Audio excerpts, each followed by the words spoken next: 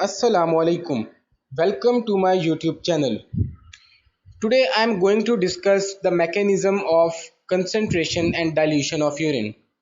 So before starting the topic, let's talk about the structures that are involved in the dilution of urine.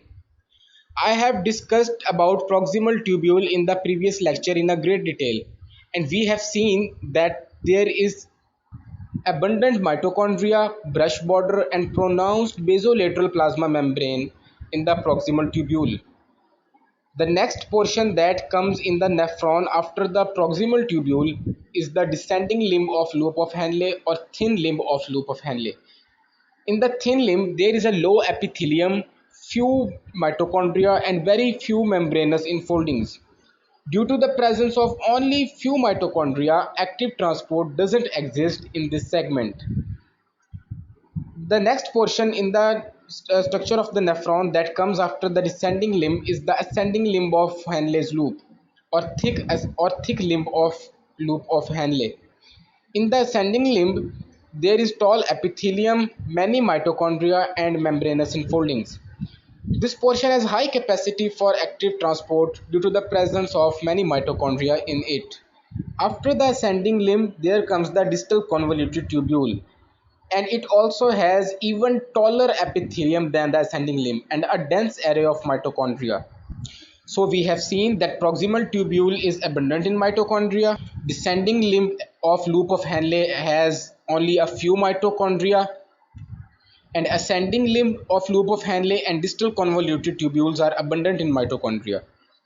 The distal tubule segments, which include thick ascending limb of loop of Henle and distal convoluted tubule, reabsorb sodium, potassium, chloride ions, calcium, and magnesium.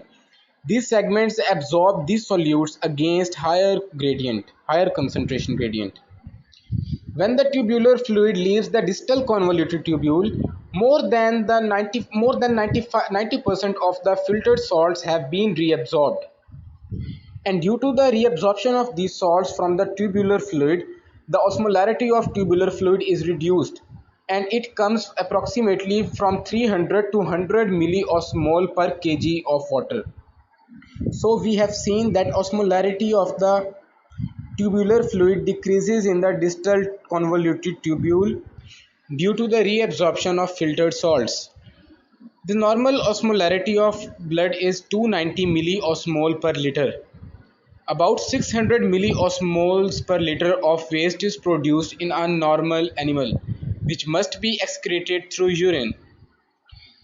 As we move from cortical to medullary part, hyperosmolarity increases, and the reason for this is the countercurrent mechanism and urea recycling in the renal medulla. And I shall discuss these topics later in this lecture. So hyperosmolarity is produced by the countercurrent mechanism, and it is maintained by countercurrent exchanger mechanism.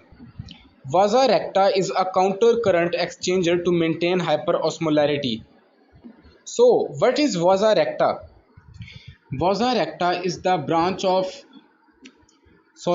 a network of straight venules and arterioles in the medullary region that branch off from the efferent arterioles of juxtamedullary nephrons and surround the loop of Henle, and vasa recta are only present in juxtamedullary nephrons. Now let's talk about the countercurrent mechanism. Osmolarity of the fluid in the capillaries is 300 milliosmol per liter, and when this fluid enters and leaves the proximal tubule, it remains the same. The solutes and solvents in the proximal tubule are reabsorbed in the same proportion, rendering no effect on the osmolarity. Therefore, when the tubular fluid leaves the proximal tubule, its concentration is same as when it entered the proximal tubule.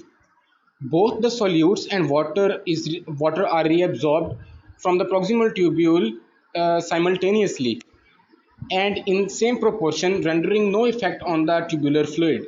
The concentration of solutes and its composition, they render no effect on its composition. So we can say that proximal tubule reabsorbs water and solutes isoosmotically. I am telling you the countercurrent mechanism in a step-by-step process to make it understandable. So now let's talk about the reabsorption in the ascending limb of loop of Henle.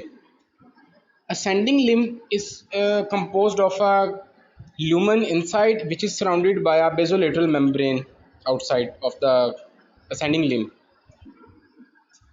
On the luminal side, a protein transporter is present which helps the cell to take sodium, potassium and 2 chloride ions. And this transporter, which is present in the luminal side of ascending limb of loop of Henle, is known as sodium potassium 2 chloride co-transporter. Once these solutes are in the cell, sodium is actively transported by the sodium potassium ATPase, which are present on the basolateral cells of ascending limb of loop of Henle, and these are transported out to the interstitium. There are chloride and potassium channels also in the cell which cause their leakage out of the cell. So we can say that these cells are throwing sodium, potassium and chlorine out of the tubule in the interstitium. I repeat it again. So let's see. Luminal side of the thick ascending limb of loop of Henle has a protein transporter known as sodium potassium 2 chloride co-transporter that causes the transport of sodium, potassium and 2 chloride ions into the cell. The chloride ions and potassium ions leak out of the cell through chloride and potassium channels, while sodium is actively transported out of the cell through the sodium potassium ATPase present on the basolateral cells of ascending limb of loop of Henle. These all substances are thrown into the interstitium. So we have seen that in the whole process there is no leakage of water. So why is it so? The reason for this is that the thick limb of loop of Henle or ascending limb is water impermeable. As water is prevented from being leaked out, the tubular fluid becomes diluted. So we can say that this part of the loop of Henle is a diluting segment, and as it dilutes the tubular fluid present in the thick limb of loop of Henle. It is a diluting segment for tubular fluid, and at the same time it is also a concentration segment for the medullary interstitium, as it is constantly throwing ions and other substances into the medullary interstitium and concentrating this medullary interstitium. So it is a concentration segment for medullary interstitium and diluting segment for the tubular fluid. Now let's suppose that kidney is working for the very first time. So by supposing this, the osmolarity in the interstitium should be 300 milliosmoles per liter in the absence of other complex mechanisms that are occurring in the loop of Henle. As this process will occur, the osmolarity of the interstitium will begin to increase while that of tubular fluid will decrease, as we have discussed it before. Just suppose that due to this countercurrent mechanism of ascending limb of loop of Henle, which is throwing substances out to the interstitium from its lumen and retaining the fluid and water in it, the osmolarity of the interstitium became 400 milliosmol per liter, and that in the tubule reduced to 200 after this whole process. Now the new fluid which is coming in the descending limb of loop of Henle has osmolarity of 300 when it leaves the proximal tubule, while the new osmolarity of interstitium is not 300 but 400, as I have mentioned before. Before the start of this process, we considered the osmolarity of the interstitium to be 300 milliosmoles per liter, but as this process started for very first time, it caused the release of substances into the interstitium and increased its osmolarity from 300 to 400 milliosmoles per liter, and the osmolarity of the fluid in the ascending limb of loop of Henle reduced to 200 milliosmoles per liter.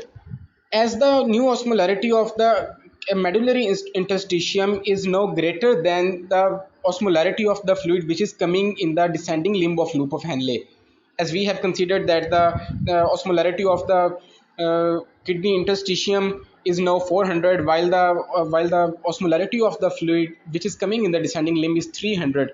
So a concentration gradient will be maintained between the tubular fluid and the interstitium, with the osmolarity of interstitium being higher than that of the tubular fluid.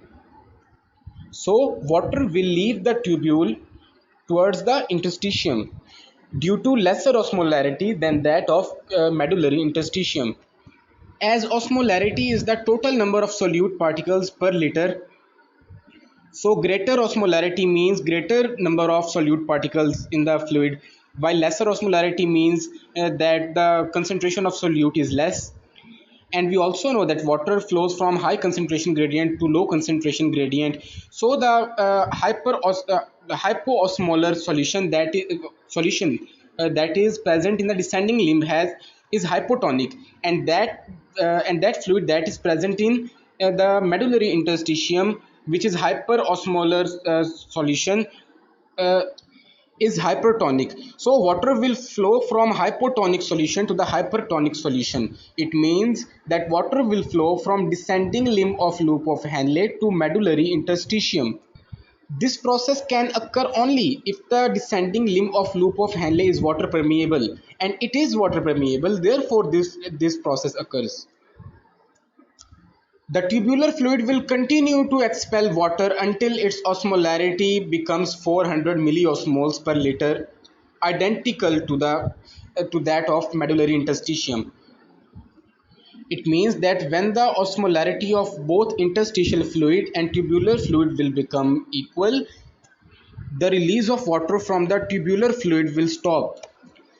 When this fluid will pass to the ascending limb of loop of Henle, the solute which is present in the tubular fluid will move from the lumen of the tubule to the medullary interstitium. This diluting segment will keep on throwing the solute out of the tubule and will increase the osmolarity of the interstitium.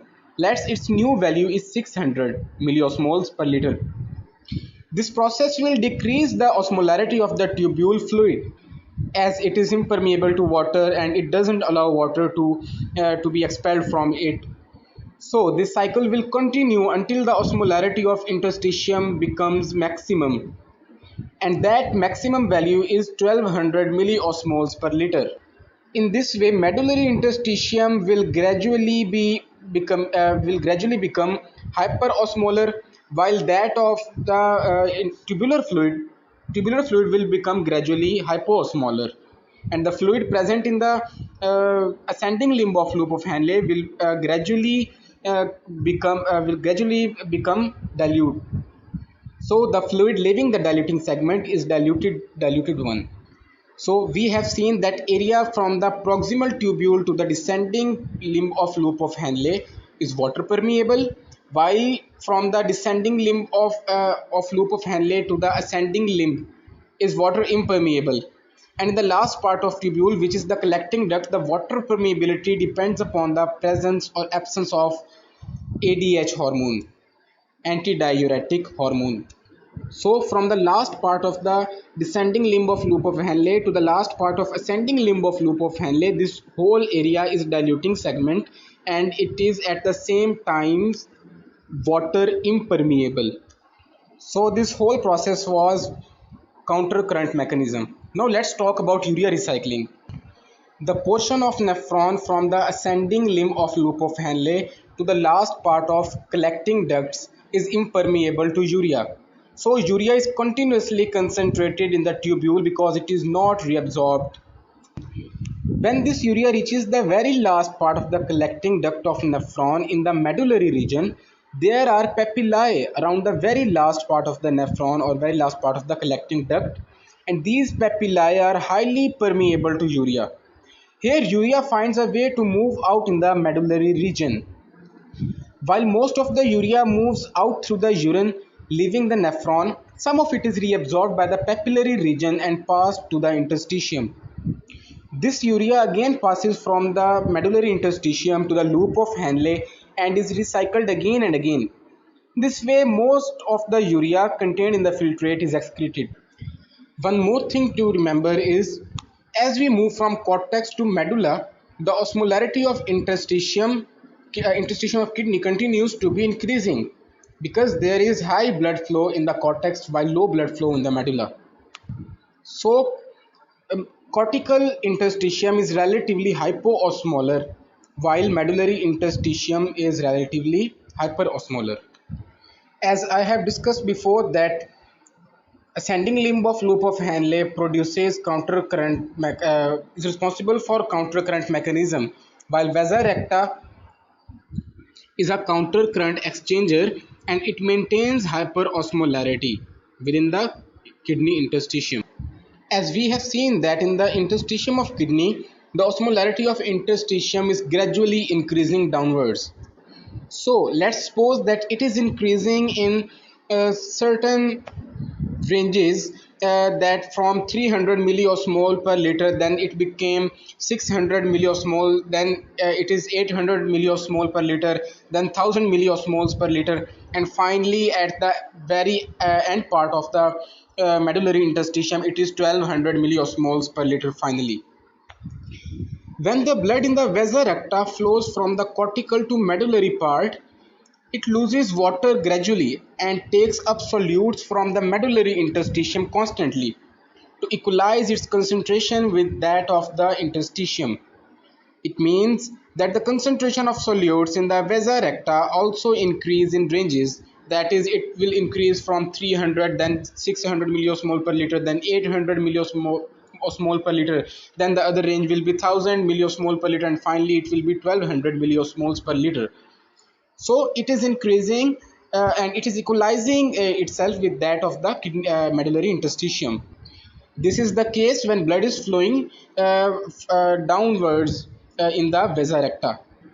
When this blood flows ascendingly, that is it will flow from the when it flows from the medulla to the cortex, it gains water and equalizes its concentration of solutes with that of interstitium and goes on losing solutes that it had gained from the medullary interstitium, and it will continue on losing solutes gradually until its concentration becomes 300 milliosmoles per liter.